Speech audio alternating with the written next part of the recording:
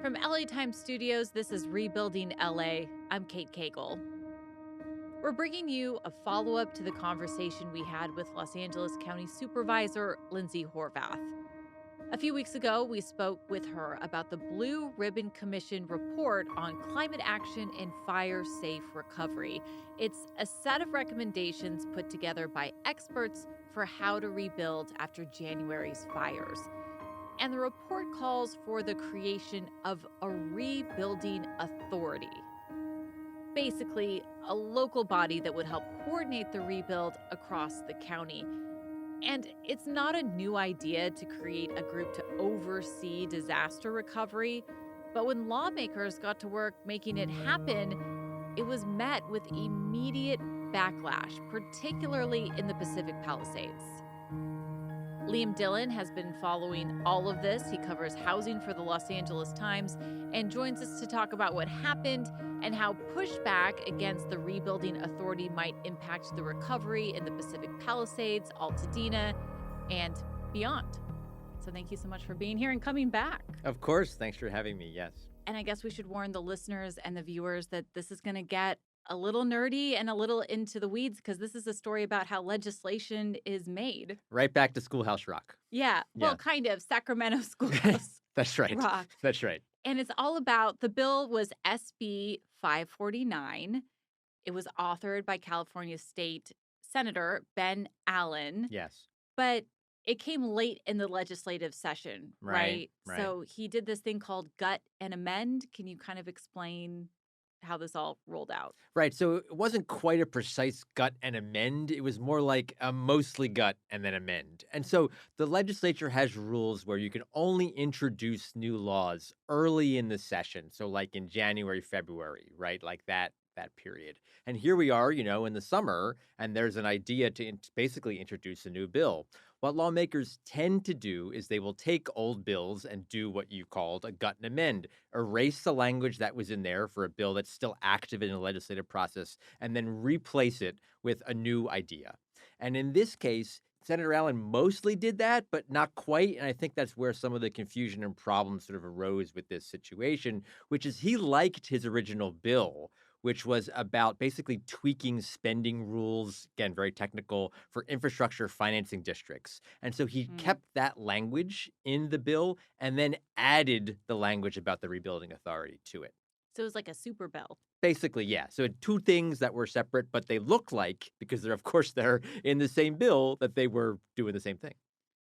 So to clarify, it was easier to tweak this existing bill than to start from scratch with a whole new bill. Exactly. You really couldn't start from scratch under the rules of the legislature. So you really had to kind of tweak a bill. And in this case, he tweaked it by adding it instead of tweaking it by replacing it.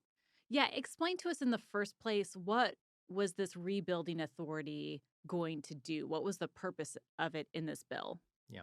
So it was intended, and it could have worked in a number of different ways. Some of it could have just involved the county, so the Altadena area. Some of it could have there also could have been combined with the Palisades, and so it could have been a joint authority as well. And the idea was, if you have kind of economies of scale, the government being able to act as kind of a master builder or a master coordinator of resources, a master even a way to intake philanthropic funding, then you would be able to have a more streamlined rebuilding process. And one of their key ideas was that this authority would be able to buy lots from distressed homeowners who were concerned that whether they were going to be able to afford to rebuild or not. Because the government authority would have access to labor and materials on a mass scale, they may be able to rebuild a house more cheaply than an individual homeowner could. And then the idea was that once that house was built, it could be sold back to the original homeowner as a way to keep someone in the community who otherwise may have to leave. Gotcha. Yes. And anyone can log online and look at proposed legislation. Yeah. And the result was confusing to people. Absolutely. And I think rightfully so. And when I talked to the senator about this, he acknowledged that, upon reflection, this was not really the best way to do legislation that may be controversial. He just liked his original idea and wanted to preserve it. But again, in retrospect, probably not the smartest thing to do. And misinformation about the legislation essentially went viral, fueling the backlash. Well, and it was really haywire. I mean, I think that there were, some cases where there, as we've discussed, some legitimate confusion about what this bill would do and what it would not do. And then there was some misinformation of people kind of stating with authority that they knew that what the bill would do when that's not in fact what it would do. So, just to be clear, there was information circulating online about this bill that was false, right? Correct. And then I think, unfortunately, there were some folks who preyed on all of this and preyed on kind of the uncertainty about rebuilding and concerns people have about rebuilding and emotions surrounding rebuilding to really use it to promote some kind of dark conspiracy theories. And the most prominent one being that these fires were set intentionally in the Palisades to raise the neighborhood and replace it all with low income housing. This was an idea, again, conspiracy theory, no, obviously no evidence for this, that arose in the immediate aftermath of the fires themselves and then was sort of reintroduced through this conversation. Did you talk to the senator about his reaction when he heard that theory? Yeah, I mean, he, had sort of realized, I think, that he kind of lost control of the situation. There were some media reports that didn't have all of the facts accurate about what this bill would do. And so he told me that, yeah, I mean, I had friends call me in the Palisades saying, "Why are you trying to put a train up here?" And that was, connected to the first part of the bill about this infrastructure financing district that had nothing to do with the second part of the bill about the rebuilding authority, but it all got mixed together. And again, just sort of realized, oh no, like we've created a real situation here. And again, fueling some of the more darker elements of what people have said about the rebuilding process. Why do you think in this case people were so quick to believe something that wasn't true? Well, I mean, there have been a lot of studies that have shown that in the wake of disasters that people, because of the trauma and emotion around it, people are concerned about what their neighborhood's going to look like when they come back, what their own situation is going to look like when they come back. And I think, people are more sensitive and vulnerable to things that may not be correct if they play on these fears. Yeah, I think in both communities that were impacted by the fires, there's this very real fear of fundamental change to what made the community great to the people who live there. Absolutely. SB 549, where does it stand right now? Yeah, so it's on pause. It's on pause because the senator realized that because of some of these conversations about what is in the bill and what's not in the bill, that it was just too difficult to get it passed by mid-September, which is the deadline that the legislature has to wrap things up for the year. And I think one of the key points here is I think that there are the authors of this legislation and also of the rebuilding authority are responding to this concern that a lot of people have had in both communities that people won't be able to afford to stay and folks want to be able to come back. So that's that response to sort of very real concern. But I think that process is not like an automatic process, right? Like buying land, building a house that the government would do, and then selling back to the original homeowner is complicated. So I think is legitimate skepticism and a healthy policy debate about whether that's a good idea or not. And it was just unfortunate from my point of view that issue wasn't really what the heart of the debate was. It was more about things that actually weren't in the bill. Yeah, I'm feeling I skepticism can just see it on your face. Yes, yes. hearing you Yeah. explain it. And I Mhm. could see from the standpoint of a homeowner being unsure that it was all going to work out in Right, the end, right, because it right. involves a lot of trust. Yes, And we haven't felt a lot of trust when we talk to right. homeowners who have been through hell, And basically. and that's another reason why the misinformation and conspiracy theorizing around the situation was unhelpful.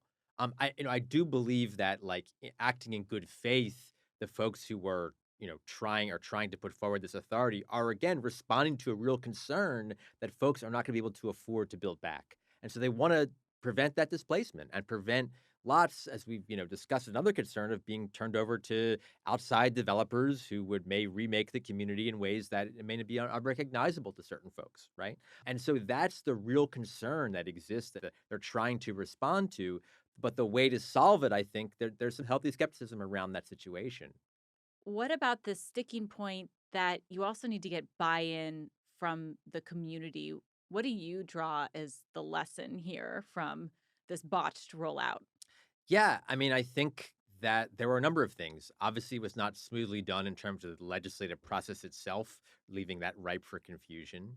And yeah, I think, ensuring that you are connecting with the people who are this affects the most and getting as much buy-in as, I mean, you're never going to make everyone happy, right? I mean, especially since when people are misrepresenting what the intent and outcome of what a legislation or an idea is. But you do need to have community members who really feel strong about it to stand up and say, whoa, whoa, whoa, like that's wrong. And you trust me because you know me from this Right. neighborhood and I believe in it. Right. And if there was that, there was not enough of that to drown out a lot of the negativity that has been surrounding this effort.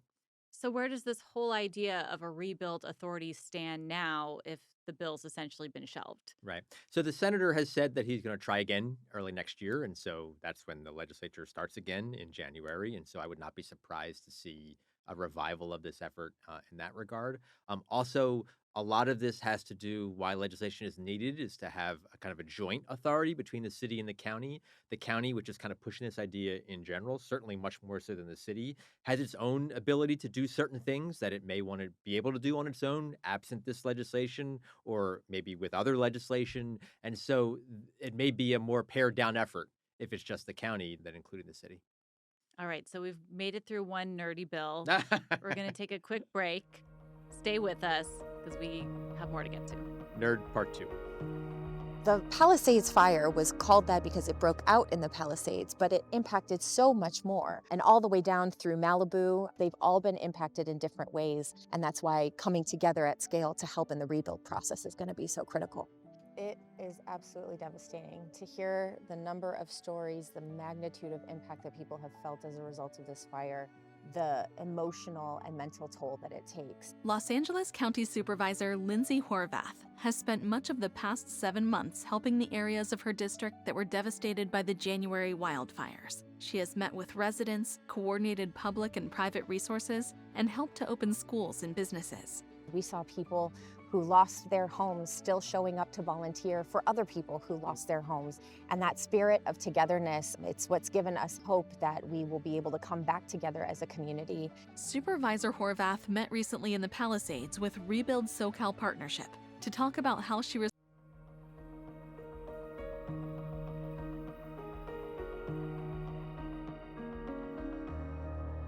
All right. We are back with LA Times reporter Liam Dillon. So, right around the time that SB 549 was facing criticism, then we started getting pushback around another bill, SB 9, which is all about multiplexes, duplexes, ADUs. Why was it created and what does it do? So SB 9 is law, and it was passed in 2021, and it was a response to the state's shortage of available homes.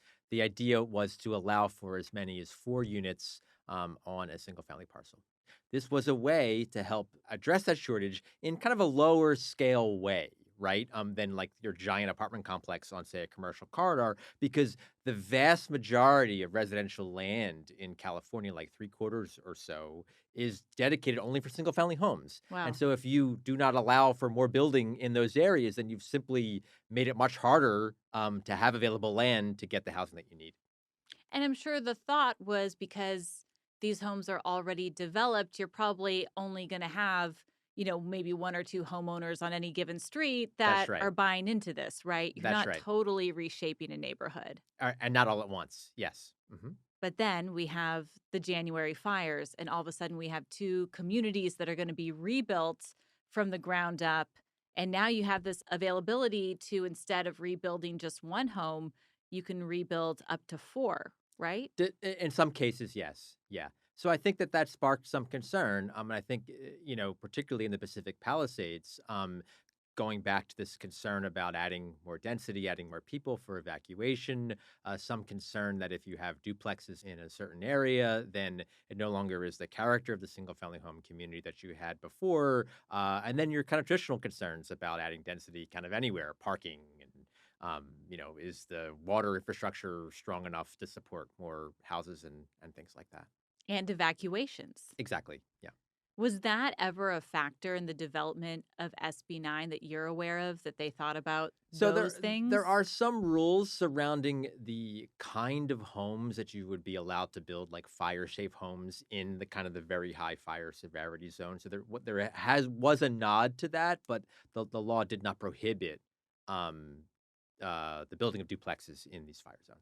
It's interesting too, the backlash, because I attended a community meeting in Altadena fairly soon after the January fires. And a Hmm. community member actually stood up and talked about SB 9 as a way that people could afford to rebuild. Because if you were either underinsured or maybe you didn't even have insurance because this was a generational home, he's like, you could turn this into a business. You can have a tenant, you can have multiple tenants. And all of a sudden, you're turning your property into something that actually makes money and is building generational wealth for your family in a new way. But you heard from people who had the opposite reaction, right? That this Right. was gonna be a disaster for the rebuild. Right. So I think that point is correct. I mean, if you cannot afford to rebuild and you can figure a way to monetize by splitting your lot, selling half of it, and then you can use the proceeds to build a home Mm. on the lot that you have, that may allow you to remain in your community. And so, that's an important principle. It's also been really interesting to me, particularly in the Palisades, to watch this significant negative reaction to duplexes under SB 9, but a real embrace of accessory dwelling units within Mm. the rebuilds in the community. And accessory dwelling units, on in some sense, is exactly the same thing. It's another house, right, on a piece of land where there usually would just have been one. Basically, an ADU as a guest house, right? Exactly. Yeah, there are a lot of words for this ADU, granny flat, in-law unit. Actually, my favorite is casita, but That's my favorite. yes, okay. We'll just call them casitas from now on then. And in fact, we pulled the numbers as I was doing some reporting on this story. At the time, a few weeks ago, about 500, or no, actually at that point, it was exactly 500 rebuild applications had been submitted in the Pacific Palisades, and 15%, so like 70 or so of those 500 included an accessory dwelling unit as a part of that. And there had only were a handful of these duplex proposals that had caused so much outrage in the community. When I asked community members, "Oh, okay, like, what's the difference here? Like, why are ADUs okay? And why are duplexes under SB 9 not okay?" The answer is, well, there's some truth to the idea that ADUs, that could be a guest house, or that can be office space that someone has if they're working from home, or that can be a place where, maybe my elderly parents stay when they come to town or maybe live permanently. And people just conceive of that differently than a duplex, which they just sort of see as two different families, two different people. Mm. So, where does SB 9 stand now in these communities, though? Because it sounds like the governor and Mayor Karen Bass were receptive to some of these concerns, particularly about density and evacuations. Correct. So there was actually a fairly unprecedented action taken by Governor Newsom to allow local communities, LA, City of LA, Palisades among them, to limit SB 9 development in very high fire severity zones in this rebuild process. And so he basically said this law does not apply here if you don't want it to, and that's pretty unprecedented. The mayor Karen Bass took immediate action to block SB 9 development in the Palisades. And so other areas, this does affect certain parts of Altadena and Malibu as well that are in the very high fire severity zone. So not all of Altadena, not all of Malibu, but pretty much all of the Palisades. I spoke with the Office of Supervisor Catherine Barger, who represents the Altadena area. And her office told me that they are working on a limitation for SB 9 in the affected areas as well. Does that mean people who want it can't have it? Right. Very succinct. Do you think that there's a connection between the uproar and the pushback between these two different pieces of legislation, the Rebuilding Authority and SB 9? Absolutely. I think this all builds on each other. As I said, back in January, there was already this conspiracy theory idea planted about how this was all like a plot to turn the Palisades into low income housing.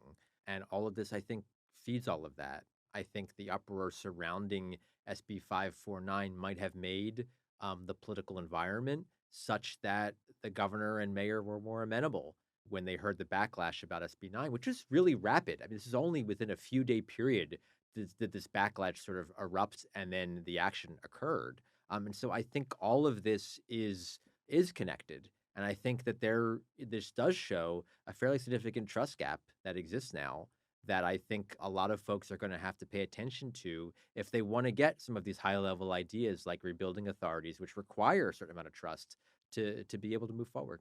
Yeah, I mean, at the end of the day, what does this lack of trust, this lack of buy-in mean for the ability of these two communities to rebuild? I think it's a lot. I think it means a lot. And unfortunately, it's not just the actions of, one individual government. There are many, many governments that are at play here. And then the effects of one certainly affects, everything else on a broader scale. But I want to make the point again that like without certain action, if you just kind of leave things as they are, or you say no, no, no to certain things about ideas, then things are just going to happen, right? And that may mean that a homeowner who might have been able to have been helped by this rebuilding authority, if the idea worked out right, won't. You brought up someone who would have been able to subdivide their lot, who to be able to stay would not either, if there's not more to be done that allows for, flexibility and trust and action to allow people, because I think the goal here is people who want to return and stay in their homes should have options to do that. I think that's kind of what everyone really wants.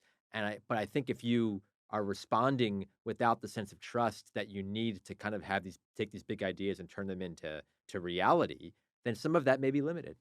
Well, thank you for all your reporting on this and diving into the details and helping us understand how we got here. Thank you. That's Liam Dillon, who covers housing for the Los Angeles Times. That's it for Rebuilding LA today. Thank you for listening to this podcast. You can find us on Apple, Spotify, YouTube, and a whole bunch of other places where you might listen. Please subscribe and leave us a review or a comment. We really want to know what you think. Now, before we get to all the folks we want to thank for production, here's another word from our sponsor. The following is a paid message from Rebuild SoCal Partnership. Sponsor has no editorial oversight. Los Angeles County Supervisor Lindsay Horvath has spent much of the past 7 months helping the areas of her district that were devastated by the January wildfires. She has met with residents, coordinated public and private resources, and helped to open schools and businesses.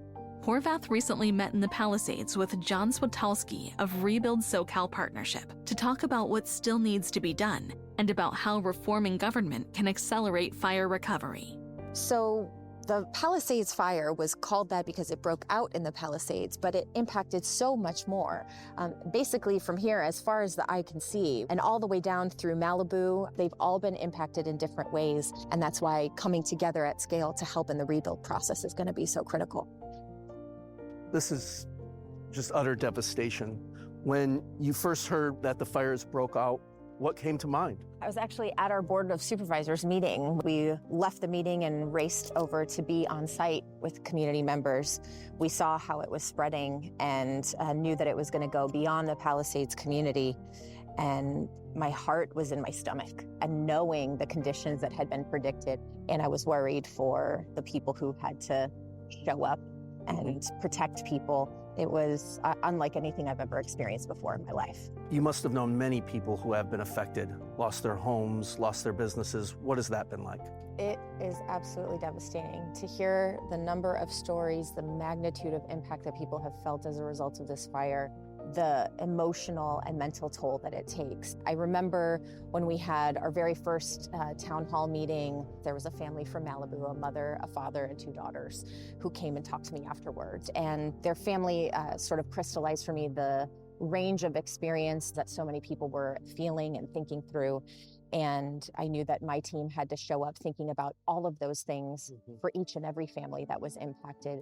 We led at the county level in partnership, locally, state and federal, on the debris removal process. And our partners with FEMA and Army Corps of Engineers have been extraordinary. This has been the fastest debris removal process in history. But we know that despite the success of that, until people are home, until people are back in their communities, they have their schools, and their places of worship, their grocery stores and all of that, our work is not done. Since the wildfires, what have you seen take place here in this community? We saw people who lost their homes still showing up to volunteer for other people who lost their homes. And that spirit of togetherness, I think, is really what got people through that immediate tragic time. It's what's given us hope that we will be able to come back together as a community. And long term, we know that we have to create a recovery and rebuild process that makes sense, that is streamlined, that is affordable, that gets people back into their homes and their neighborhoods as quickly as possible. We're now here at a cleaned up site. When you see this, what goes through your mind? I'm just so grateful for the people who have done this work in record speed to give people hope that they can come back into their communities. That means grocery stores and schools. It means places of worship and community centers. And so we can't do that without skilled, trained labor, and we have very important signs of progress at this stage. There have been many academics that have weighed in to suggest that it's tough to build big projects in California, and really there's too many vetoes along the way, and it almost makes it impossible in many cases. You know, there's the city, there's the county, there's the state, and all coming with different regulation. So what we have been proposing is creating a rebuilding authority for the entire region. We want to be able to purchase materials at scale to help drive down the cost. We want labor to be at the table because we are setting standards for safety and healthy work environments, but also making sure that we are creating good paying jobs, that we are using the expertise of the industry to inform this rebuild. So we do so quickly, safely, and with all of the experts' best practices in mind. We see in times of crises that the infrastructure is so interrelated. Roads and evacuation routes, water systems. What have you learned from the lessons of the fire that you would put forward in investing more into infrastructure? We need to make sure that we're undergrounding utility equipment. We've seen how that has been a contributor to some of the devastation that we have seen. One of the things that I did as chair of the Board of Supervisors is do a countywide look at our water systems infrastructure. And we need to be addressing our water systems and that we're investing in the kind of infrastructure that we need for safe, clean drinking water, for water to fight fires, for everything that we need in our future.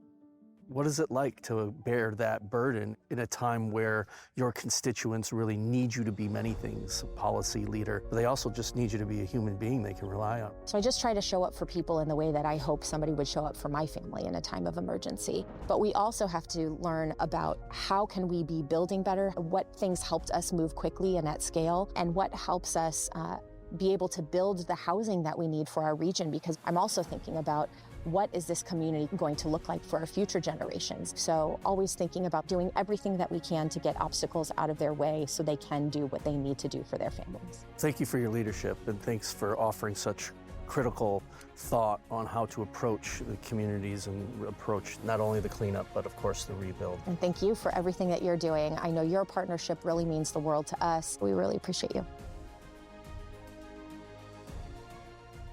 Rebuilding LA is hosted by and reported on by me, Kate Cagle. Our senior producer and showrunner is Megan Larson. Our associate producers are Jordan Patterson and Megan Botel. Our video director is Julia McCabe. Our director of post-production is Patrick Stewart. And our senior sound recording engineer is Nick Norton, with audio engineering help from David Iskandarian and motion graphics by Dougal Henkin. Our video editors are Peter Grayson and Daniel Flesher. Ben Church is our senior coordinating producer, and Anne-Marie Hauser is our production manager. Our podcast marketing manager is Bryn Jura, and our product marketing director is Becca Dorman. Our general counsel at the LA Times is Jeff Glasser. Special thanks to President and Chief Operating Officer of the Los Angeles Times, Chris Argenteri, and the executive editor of the Los Angeles Times, Terry Tang. Rebuilding LA is co-created by LA Times Studios president Anna Migzanian and executive produced and co-created by Darius Derrickson. And one final thank you to all the residents of Altadena and the Pacific Palisades for sharing your stories with us.